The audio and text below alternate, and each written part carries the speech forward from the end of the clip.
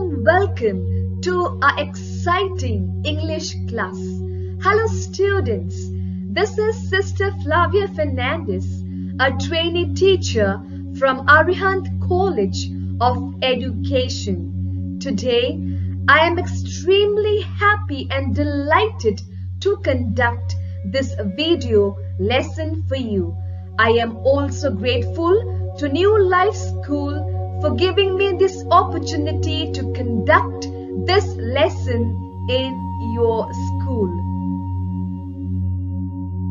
Students, now I will ask you few riddles and you have to guess the name. The first one. I am beautiful and elegant. I love to dance in the rain and people love my multicolored feathers.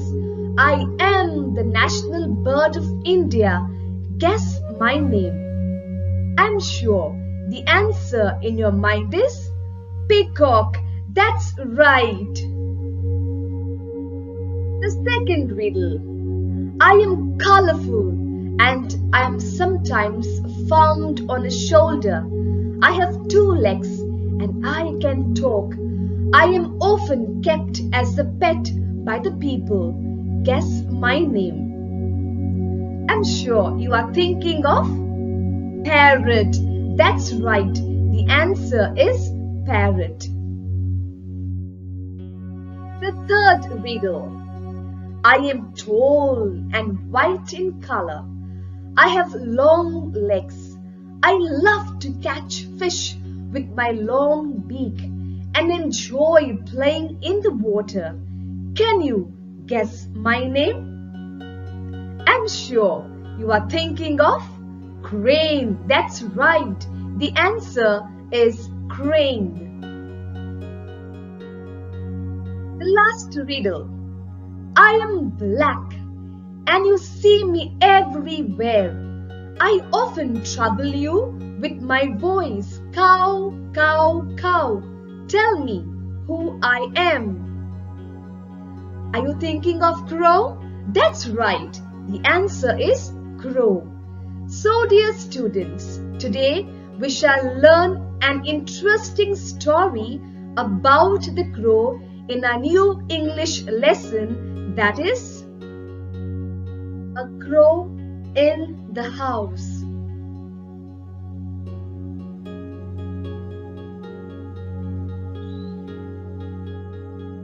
Students, now I will read out for you the first paragraph.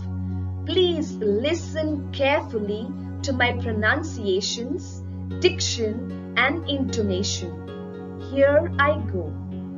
The young crow had fallen from its nest and was fluttering about on the road, in danger of being crushed by a cart or a tonga, or seized by a cat, when I picked it up and brought it home. It was in a sorry condition, beak gaping and head dropping, and we did not expect it to live. But Grandfather and I did our best to bring it round. We fed it by prising its beak gently open with a pencil, pushing in a little bread and milk, and then removing the pencil to allow it to swallow. We varied this diet with occasional doses of grandmother's homemade plum wine, and as a result, the young crow was soon on the road to recovery. Students, now I will give you few seconds. Please read the entire paragraph silently.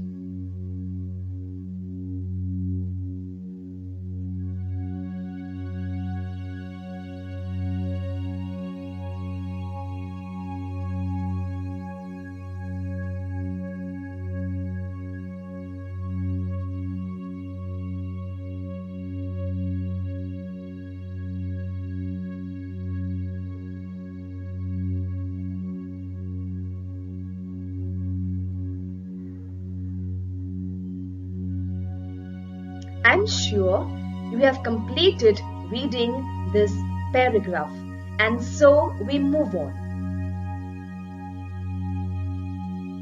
The objective question is, who found the crow fallen from the nest? Think about the answer for a while. Fine. The answer is, the narrator found the crow fallen from the nest. The new vocabulary words which we've encountered in the first paragraph were fluttering, seized, gaping, and prizing. The first new vocabulary word, fluttering. What is the meaning of fluttering? I will tell you. Fluttering means flapping movement. First, I will make a sentence for you. My sentence. Butterflies fluttered about in the sunshine. Now it's your turn to write a sentence in your book. I will give you a few seconds. Do it fast, students.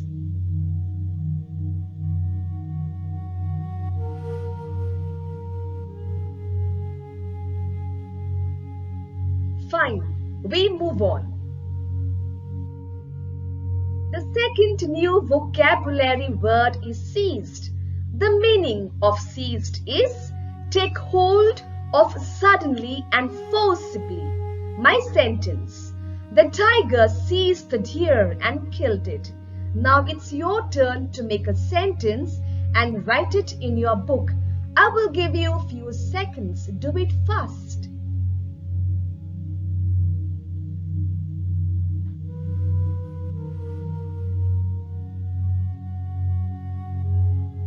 I'm sure you wrote the sentence in your book, and so we move on. The third new vocabulary word, gaping. The meaning of gaping is wide open. I will make a new sentence for you.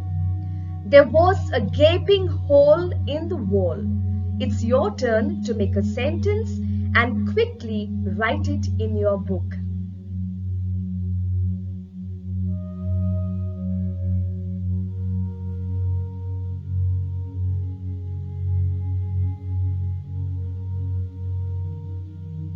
I'm sure you wrote the sentence in your book, and let's move on.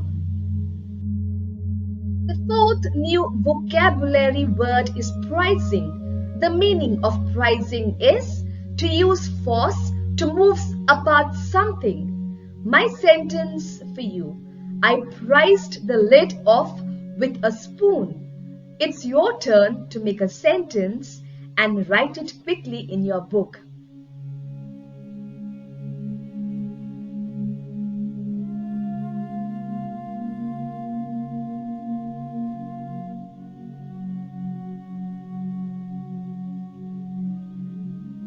Let's move on since you wrote the sentence in your book. So dear students, in this paragraph, we have seen that the narrator reached out to the fallen crow who was injured and hurt. He showed the empathy towards it and took great care of him with the help of his grandfather. They also nurtured it and gave good nourishment and helped it to regain its health. So dear students, in life we must always reach out towards the animals and never hurt them because they too have feelings. We have to express our love and compassion to all human beings and all creatures. Students, now I will read for you the second paragraph. Please listen to me very carefully. He was offered his freedom, but he did not take it. Instead, he made himself at home in the house.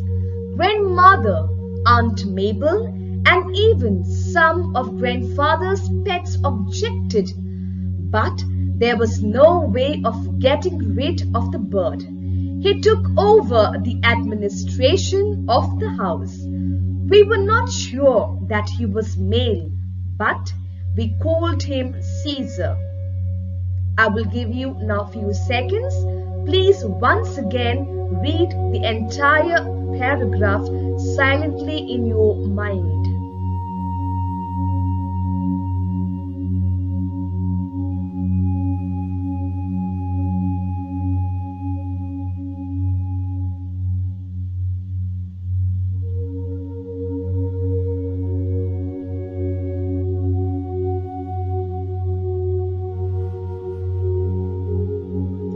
Let us move on. The new vocabulary words which we've encountered in the second paragraph were objected, getting rid of, administration. The first new vocabulary word in the second paragraph is objected. The meaning of objected is express opposition. I will make a sentence for you. My mother objected me to join the dance class. It's your turn to think quickly and write a sentence in your book on the word objected.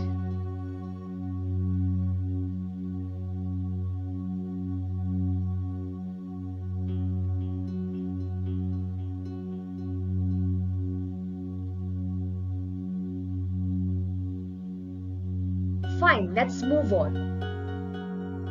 The second new vocabulary word in the second paragraph is administration, which means governance. I will make a sentence for you.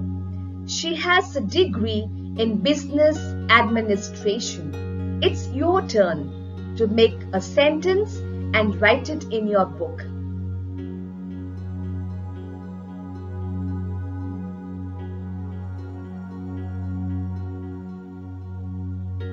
Let's move on.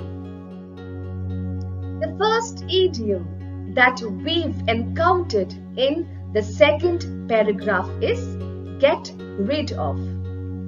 Its meaning to remove something that you do not want any longer. I will help you to understand this better with a sentence. I can't wait to get rid of that ugly old couch. I will give you a few seconds. Think fast and make a sentence and write it in your book.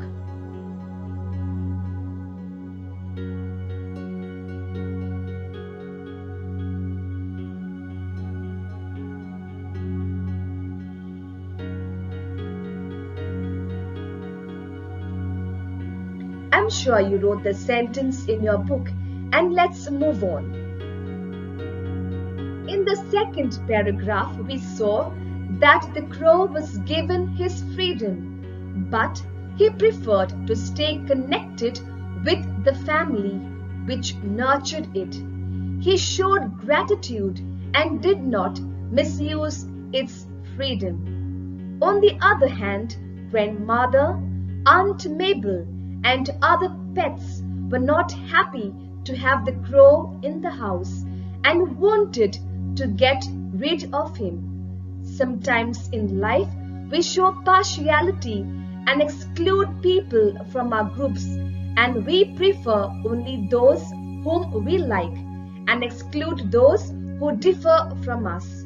So remember, dear students, we all are equal in the eyes of God, and so we have to show love and compassion and affection to all. Let us move on with the third paragraph. Students, please listen to me very carefully. Before long, Caesar was joining us at mealtimes, besides finding his own grubs or beetles in the garden. He danced about on the dining table and gave us no peace until he had been given his small bowl of meat and soup and vegetables. He was always restless, fidgeting about, investigating things. He would hop across a table to empty a matchbox of its content, or rip the daily paper to shreds, or overturn a vase of flowers, or tug at the tail of one of the dogs. Students, I will give you now a few seconds. Read the entire paragraph silently.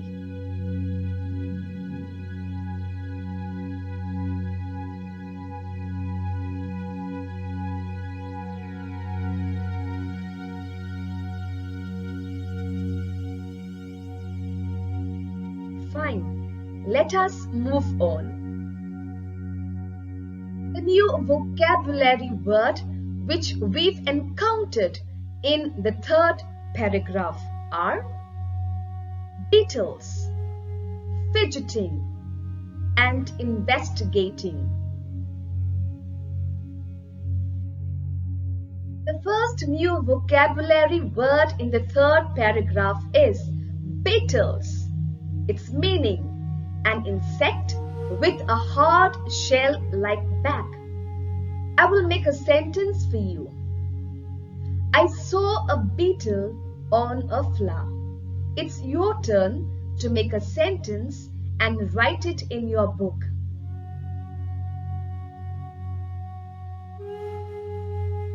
Since you wrote the sentence, let us move on. The second new vocabulary word, fidget, which means to make continuous movements that annoy other people. The new sentence, John fidgets with his pen. It's your turn to think and make a sentence with this word fidget.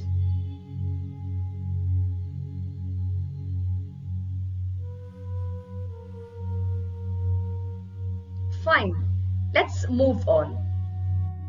The third new vocabulary word, investigating, which means to examine. My sentence, the police is investigating the robber. Try and make a sentence with this word investigating and quickly write it in your book.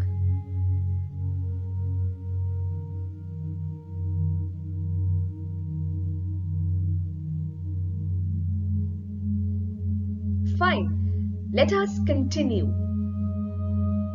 In the third paragraph, we saw how Caesar refused to learn table manners and other etiquettes. He messed up everything and irritated the family members. He became a nuisance to them all in the family. So, dear students, it is extremely important and essential to learn the manners of life. We have to learn both human and social etiquettes of life to help us to maintain order and discipline. And a well-disciplined life is the key for success, peace, and harmony. So, dear students, today we have learned an important prose lesson in today's class, that is a crow in the house. It's testing time. And dear students, down below I have given you the link of the Google form. Please go to this link and do the exercises and submit the form at your earliest. Thank you very much. We cannot miss the homework.